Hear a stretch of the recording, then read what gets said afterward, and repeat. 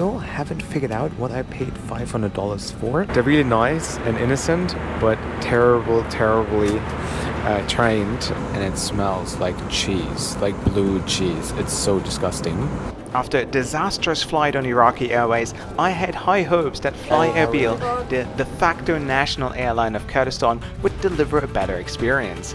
However, while I had a few glimmers of hope, there was a lot left to be desired. Join me on this trip and let's find out why Iraqi aviation seems to be in a crisis. So let's take a flight on FlyErbil to Istanbul.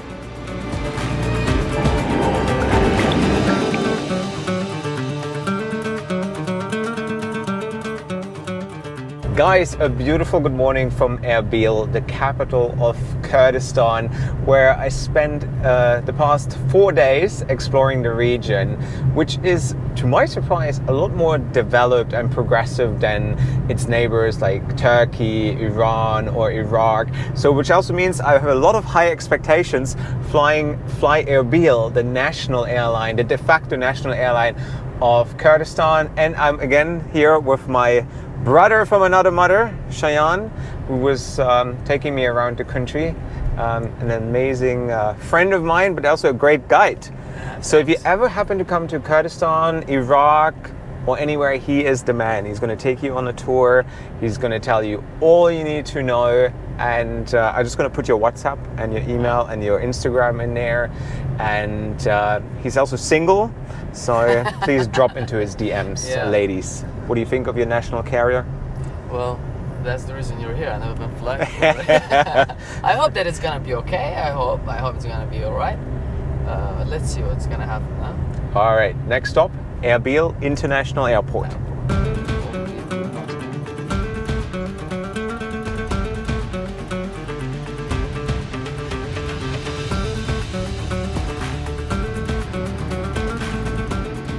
Give me one fact about Erbil Airport, Mr. Tour Guide. As a tour guide, huh? Come on, give me one fact about Erbil Airport now.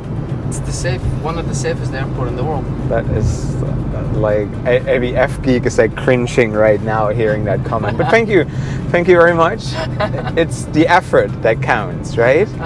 It's the effort. You have to act confident in an absolute clueless situation. Baghdad Airport, for example, was known or was famous for its corkscrew approach.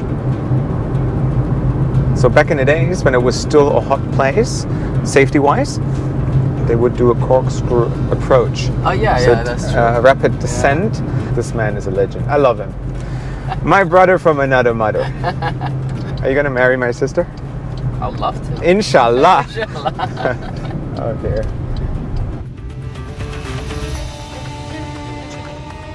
So it's like all safety. It's time to say goodbye. Yeah. It was good having you here, Josh. Same. Yes, I hope FlyErbil treats you well. I just hope. Inshallah. Inshallah. Hey, say hi to your mom too, eh? I guess Shayan was partially right about it being quite safe, since you're only allowed to take a bus to the main terminal, which is part of their security concept. But if you want to know a really cool fact about Erbil Airport, it has one of the longest runways in the world with 4,800 meters, which makes it the 8th longest runway on Earth.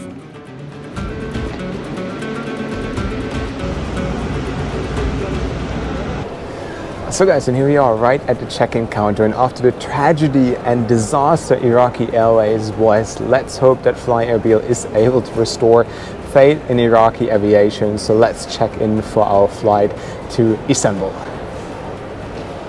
The check-in experience was confusing, mainly because FlyErbil doesn't offer a priority lane to business class passengers, and they also don't put a priority tag on your bag. Given that a business class passenger almost pays 4 times as much, there was no extra perks as check-in. So, all checked in, let's go and check out the business class lounge. It's actually a pretty nice airport. Really lovely. I like it.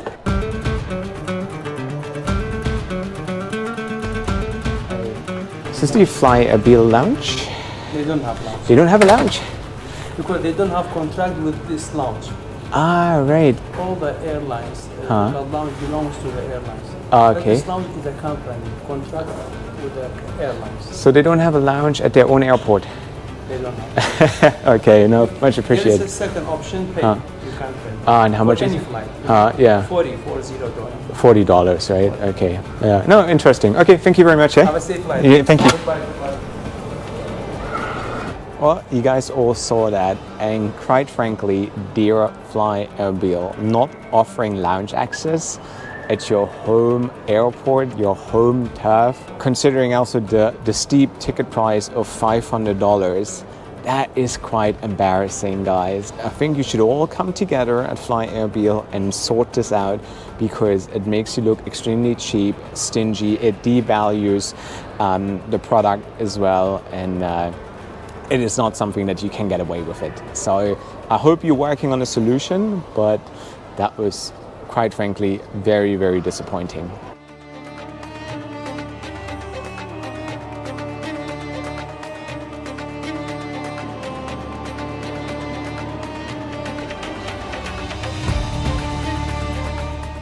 And moving on from the lounge issue, the airport here in Erbil is actually pretty impressive. It looks fairly new, it's clean, there's heaps of shops and restaurants. They also have those new 360 scanners at security where you don't have to take your stuff out of your bag, which usually is a major headache. So that is pretty impressive as well. So yeah, in terms of infrastructure, if you compare that to Baghdad, for example, this is pretty decent. It's like international Western standard, and nice to see.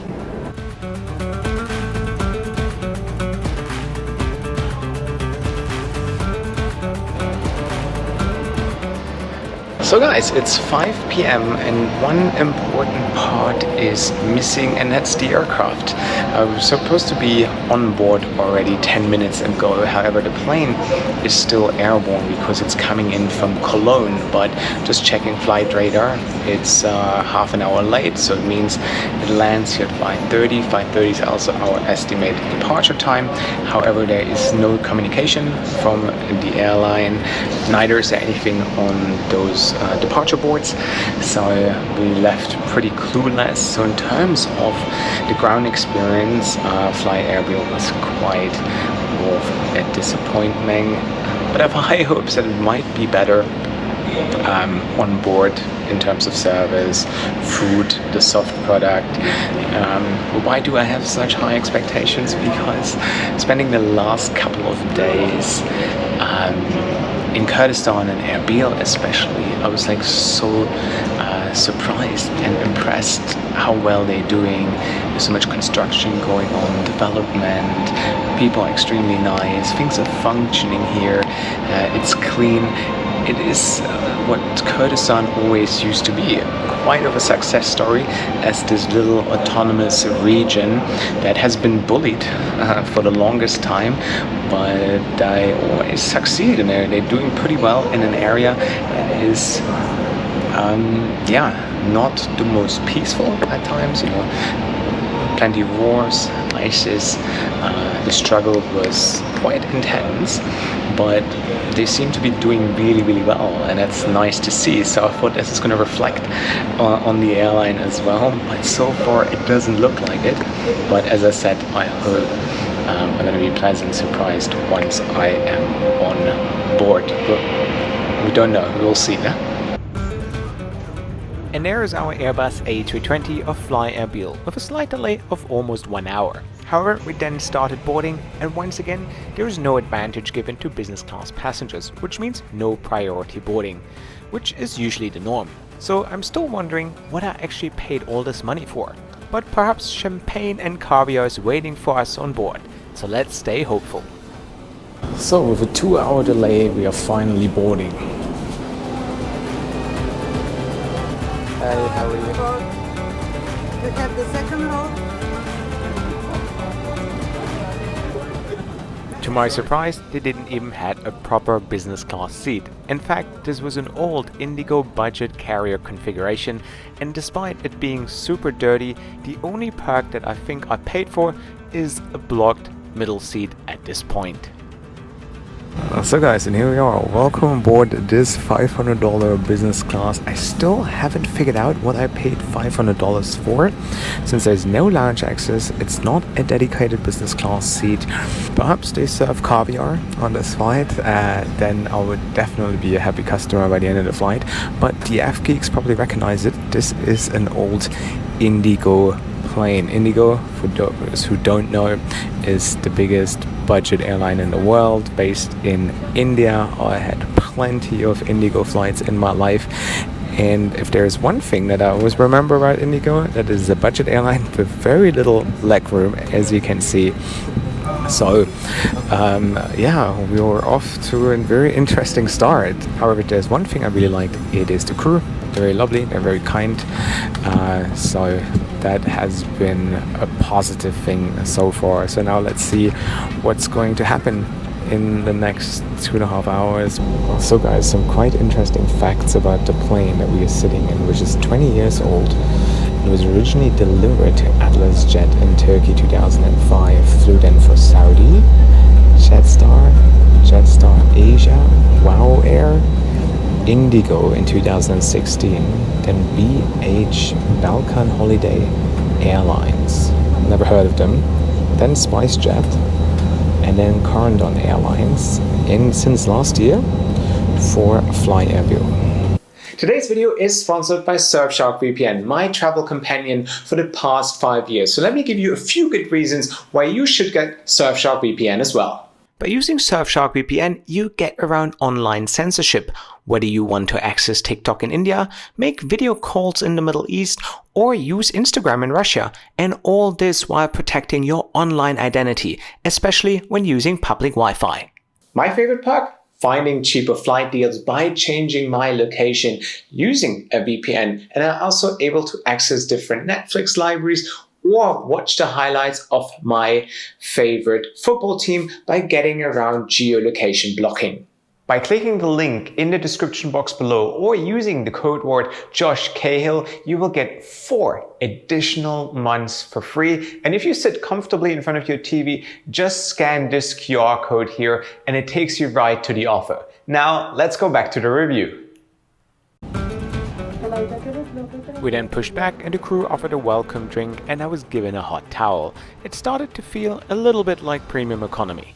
We had some nice views then climbing out of Erbil, and we were finally on our way to Turkey with just a slight delay of 2 hours.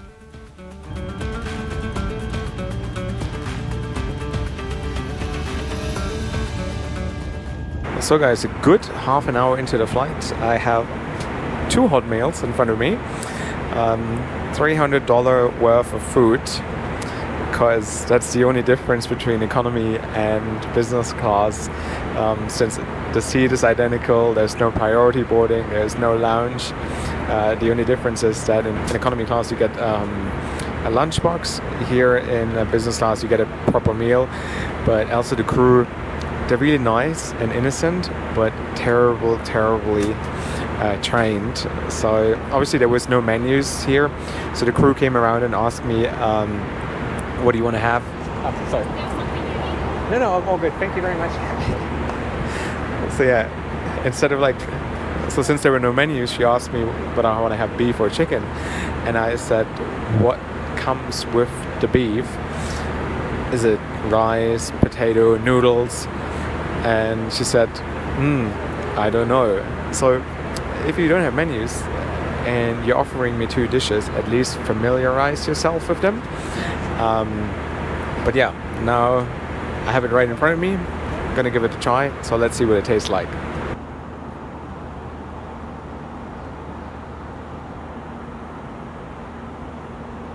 So this concludes the meal service on FlyErbil. Definitely a lot better in presentation and taste than what I had on Iraqi Airways last week.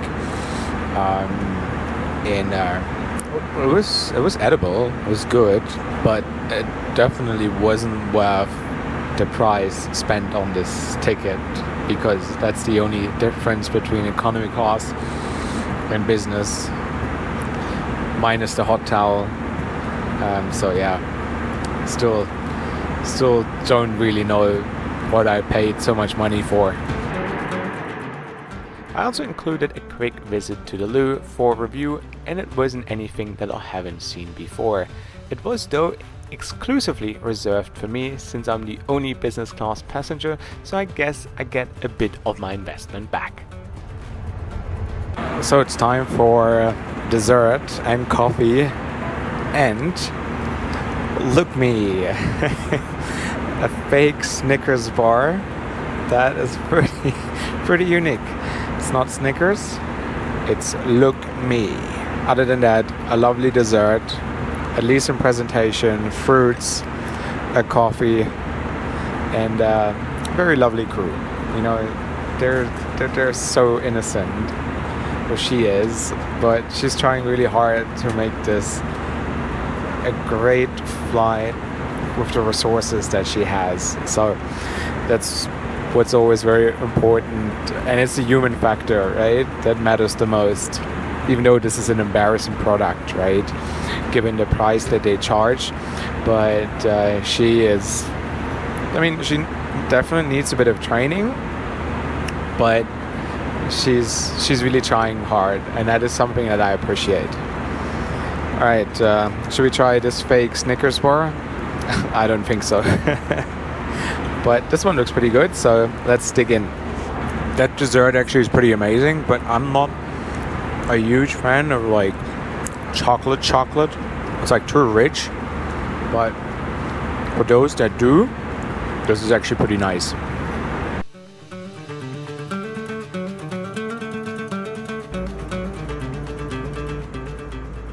So guys, we just started our descent into Istanbul, and the guy behind me took his shoes off, and it smells like cheese, like blue cheese. It's so disgusting.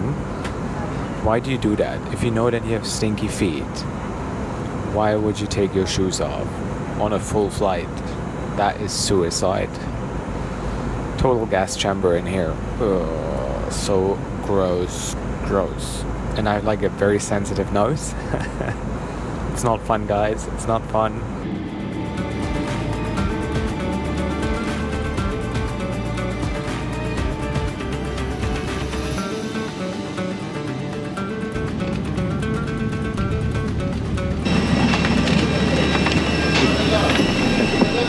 Thank you. Bye.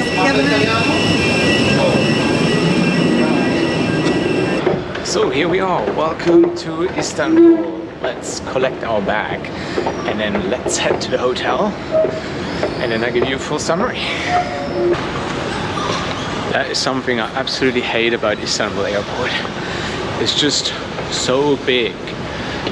So from the gate now to immigration, to walk, it will take easily 20 minutes. Then you spend probably another 10-15 minutes at immigration in line. Usually it works pretty well here in Istanbul. And then by the time you get to the luggage claim, it's roughly like 40 minutes. And my bag has never arrived before me here in Istanbul. So though you spend so much time getting there, you will still be there before your bag, which is stupid. So right now is also a good time to hit that subscribe button, because my next flight is going to be Air Albania to Tirana. So if you don't want to miss out on this one, so this is next week's video, you should hit that subscribe button right now. So as predicted, your bag never arrives before you at the carousel here in Istanbul. So I thought, why not summarize my flight experience on FlyErbil right now while I wait for my bag. So I have paid $500 for that flight, right? There's no priority check-in. There's no priority boarding. There is no lounge. There is no dedicated business class seat. There is no priority tag on your bag. There is nothing that says business class about this product. So think the normal flight is $150, $500 for the business class experience. I don't know what was included in this $350 that I paid extra. Flight was delayed, it wasn't communicated. Food was alright, but also not worth $350, if you know what I mean. Crew was lovely, they're kind, though they could do with a bit of more extra training. But yeah, other than that, I do not, under any circumstances, recommend spending an extra $350, $400, whatever, on FlyErbil business class, because it's a massive waste of money. That being said, I hope they take that feedback and they either really improve it or they just get rid of it completely, because it's not something I would be proud of selling, especially as an airline like FlyErbil. This is what I think. I want to hear what you guys think in the comment section below, and also if you want to get some extra perks, such as my cool Cahill keyring right now, looks pretty cool on your carry-on, doesn't it? Or access to my WhatsApp group, early access to my videos, your name in the credits, check out my Patreon. The link is in the description box below, and that should be it for now. Subscribe right now if you don't want to miss out on next week's video, flying the national airline of Albania, which I think is pretty cool as well. And this is it from my side, guys. Thank you so much for watching. Thanks for being part of this adventure today. And wherever you're off to, have a safe trip.